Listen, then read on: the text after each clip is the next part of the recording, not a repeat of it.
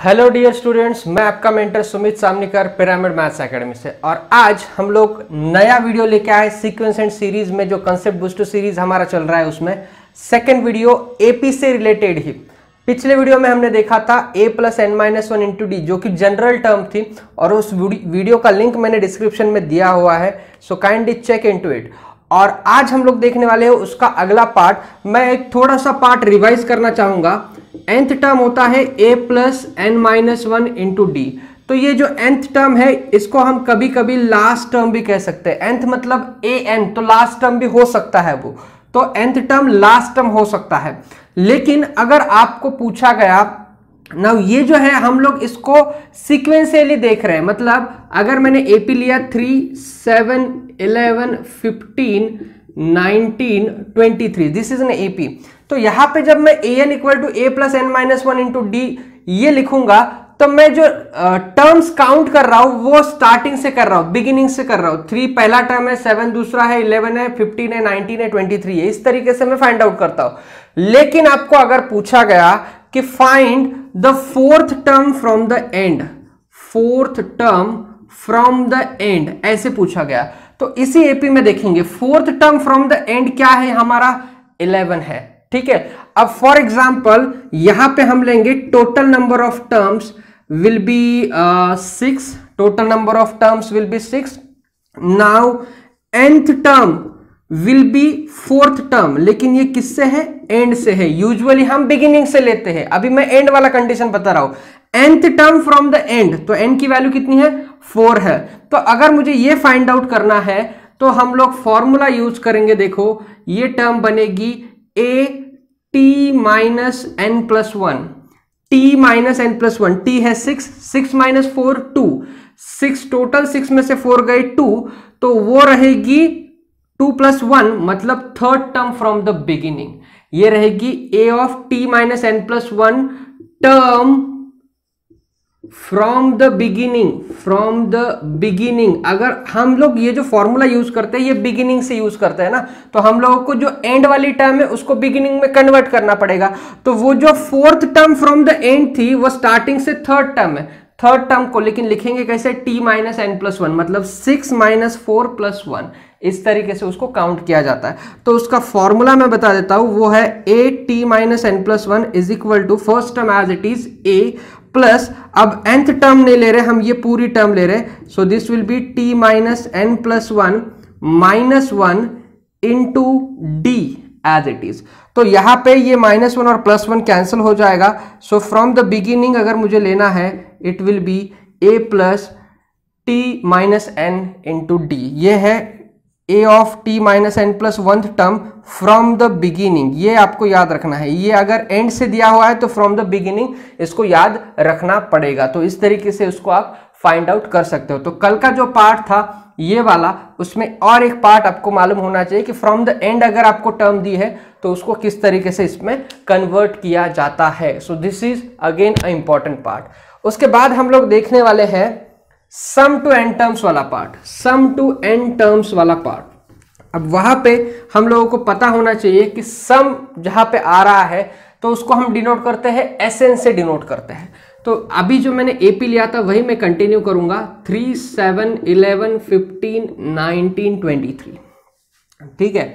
तो एसएन का फॉर्मूला होता है SN is equal to n by two into 2a plus N minus one into D. ये होता है सम टू एन टर्म्स का फॉर्मूला। उसके बाद और एक फॉर्मूला आप याद रख सकते हो, SN is equal to n by two into a plus l, where l is last term. ठीक है। अब अगर मैंने इसमें ये जो टर्म्स है इसके एडिशन की, 3 plus 7 10, 10 plus 11 21, 21 plus 15 36, 36 plus 19 55, 55 plus 23 78। तो ये जो 6 टर्म्स है इसकी एडिशन 78 आ रही है। तो यहां पे मैंने मैन्युअली एडिशन की। अब हम फॉर्मूला में सब्स्टिट्यूट करके देखेंगे कि किस तरीके से ये फॉलो करता है। Since there are 6 terms, sum to 6 terms, n की वैल्यू क्या हो जाएगी, 6 हो जाएगी। तो s 6 हो जाएगा। ये is equal to n by two मतलब 6 बाई टू इंटू 2a मतलब 2 इंटू 3 प्लस n-1 मतलब 6-1 इंटू डी, कॉमन डिफरेंस कितना है 4 है तो 4 आएगा। अब ये आ रहा है आपका 3 इंटू 6 प्लस 6-1 5 इंटू 4 20, तो ये आ रहा है 26 into 3 which is equal to 78, जो मैंने अभी थोड़ी देर पहले कैलकुलेट किया था। So the answer will be 78। तो इसीलिए ये फॉर्मूला यूज किया जाता है। देखो समझ लो, Sn मतलब nth टर्म तक की एडिशन, nth टर्म नहीं, nth टर्म तक की एडिशन।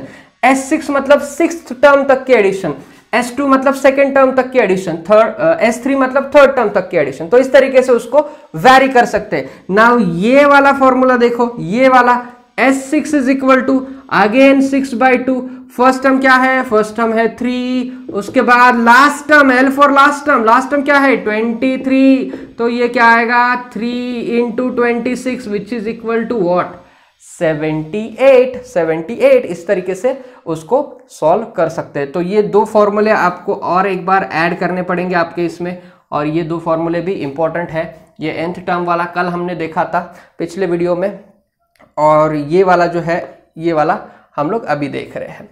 अब इसमें हम लोग और कुछ नई चीजें मैं बताने वाला हूं, उसको हम ध्यान से देखेंगे।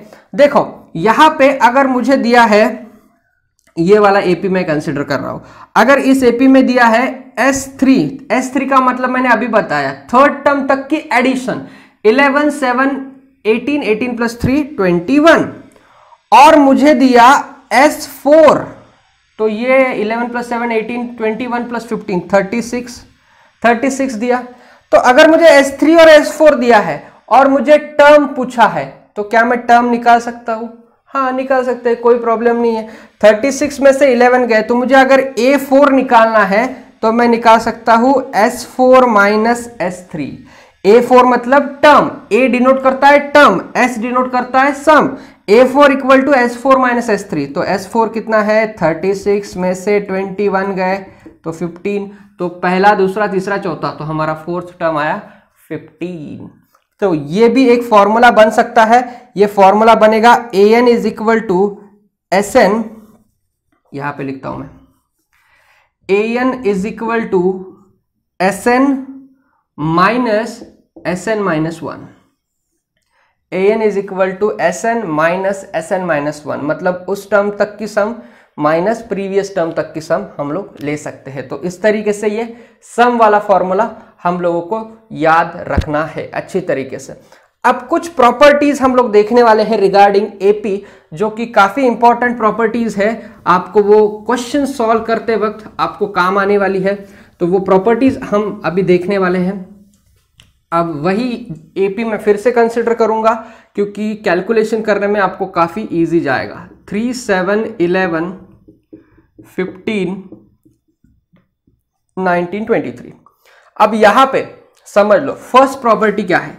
फर्स्ट प्रॉपर्टी है कि AP के सीक्वेंस में एक पर्टिकुलर नंबर मैंने ऐड किया या सब्ट्रैक्ट किया, तो रिजल्टिंग जो AP होती है वो फिर रिजल्टिंग जो सीक्वेंस होता है वो फिर से AP में होता है। फॉर एग्जांपल इन सारे नंबर्स में मैं +1 ऐड कर देता हूं, +1, तो +1 ऐड करके क्या होगा 4, उसके बाद 8, उसके बाद 12 16 20 24, मतलब सारे नंबर में मैंने +1 ऐड किया, तो रिजल्टिंग जो सीक्वेंस आया इट इज अगेन AP।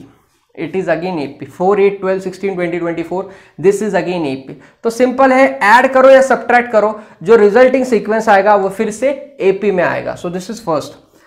दूसरा, अब मैं क्या करता हूं, इसको मल्टीप्लाई करता हूं, 2 से मल्टीप्लाई करता हूं, 6 14, उसके बाद 22, उसके बाद 30, उसके बाद 38, उसके बाद 46। तो ये यहां पे मैंने मल्टीप्लाई बाय 2 किया है, तो 6 14 22 30 38 46, तो यहां पे भी ये AP में आ रहा है, मतलब किसी स्पेसिफिक कांस्टेंट नंबर से पूरे सीक्वेंस को मल्टीप्लाई किया जाए ईच टर्म को, तो फिर से जो रिजल्टिंग सीक्वेंस आएगा that will be again in AP। तो ये इस तरीके से आ रहा है 6 14 22 30 38 46, तो इसमें मल्टीप्लाई बाय 2 किया, इसको ओरिजिनल को, again I will get new AP मुझे मिल रही है। और यहां पे देखो ओरिजिनल में कॉमन डिफरेंस था 4, अब यहाँ पे वो डबल हो रहा है, यहाँ पे 8 हो रहा है, क्यों? क्योंकि हमने 2 से मल्टीप्लाई किया। यहाँ पे जब मैंने +1 किया तो कॉमन डिफरेंस सेम रह रहा है 4 4 4 4, तो उससे कुछ फर्क नहीं पड़ता। एडिशन सब्ट्रैक्शन में कॉमन डिफरेंस सेम रहता है और यहाँ पे क्या होता है वो उसके मल्टीपल में चेंज होता है। तो जैसे मल्टीप्लीकेशन का वैसे ही डिवीजन का आप लोग कंसिडर कर सकते हो। तीसरा, अगर मैं ले रहा हूं ABC are in AP, ABC अगर तीनों AP में है तो यहां पे मैं ले सकता हूं कि B minus A is equal to C minus B, मतलब ये कॉमन डिफरेंस और ये कॉमन डिफरेंस दोनों इक्वल रहेंगे। तो इससे मैं एक रिजल्ट डिडक्ट कर सकता हूं 2B equal to A plus C, 2B equal to A plus C। हम नेक्स्ट वीडियोस में देखने वाले हैं कि अरिथमेटिक मीन क्या होता है, तब मैं ये फिर से एक्सप्लेन करूंगा। तो फिलहाल 2B is equal to A plus C when A B C are in AP, तो ये एक प्रॉपर्टी है उसका। उसके बाद फोर्थ प्रॉपर्टी है कि यहां पे देखो 3 प्लस 23 ये 26 आ रहा है, उसके बाद 7 प्लस 19 26 आ रहा है, उसके बाद 11 प्लस 15 26 आ रहा है। सो जो नंबर इक्विडिस्टेंट है फ्रॉम बोथ एंड्स जो नंबर इक्विडिस्टेंट है उनके एडिशन हमेशा इक्वल रहती है। मतलब 23 3 26 इक्विडिस्टेंट, मतलब ये लास्ट से सेकंड नंबर, ये यहां से सेकंड नंबर, दोनों की एडिशन 26, ये थर्ड 26, ठीक है। तो इस तरीके से उसको आप कंसिडर कर सकते हो। तो ऐसे ओवरऑल 4 प्रॉपर्टीज हमने देखे आज, इसको अच्छी तरीके से आपको स्टडी करना पड़ेगा ताकि आपको ये अच्छी तरीके से समझ में आ जाए। तो यहाँ पे हम रुकते हैं, अगला पार्ट फिर से इसके आगे वाला काफी इंटरेस्टिंग होने वाला है। अगर आपने हमारे चैनल को सब्सक्राइब नहीं किया है तो फिर से इसको सब्सक्राइब कीजिए और बेल आइकन को प्रेस कीजिए ताकि आपको अगले नोटिफिकेशन मिल जाए। Thank you very much.